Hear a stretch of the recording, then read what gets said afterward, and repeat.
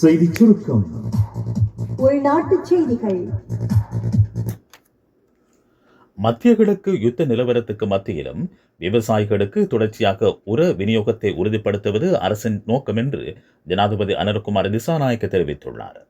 விவசாயம், கால்நடை வளம், காணி மற்றும் நீர்ப்பாசன அமைச்சர் மற்றும் குறித்த நிறுவனங்களின் அதிகாரிகளுடனான பேச்சுவார்த்தை நேற்று நடைபெற்றது. இதன்போது ஜனாதிபதி இதனை குறிப்பிட்டார். வெளிநாட்டுச் செய்திகள். யுத்தத்தினால் சேதமடைந்த தமது நாட்டின் உட்கட்டமைப்பு வசதிகளை மீண்டும் கட்டியெழுப்புவதற்கு தேசிய வேலை திட்டம் ஒன்று ஆரம்பிக்கப்பட்டதாக ஈரான் அறிவித்துள்ளது.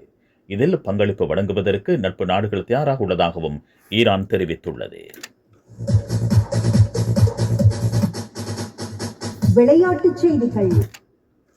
சுற்றுலா தென்னாப்பிரிக்க மகளிர் கிரிக்கெட் அணிக்கும் நியூசிலாந்து மகளிர் அணிக்கும் இடையிலான 3வது ஒருநாள் சர்வதேச கிரிக்கெட் போட்டி இன்று நடைபெறவுள்ளது. வெலிங்டன் மைதானத்தில் இலங்கை நேரப்படி பிற்பகல் 3:30 போட்டி ஆரம்பமாக உள்ளது. செய்திச் சுருக்கம் கேட்டீர்கள்.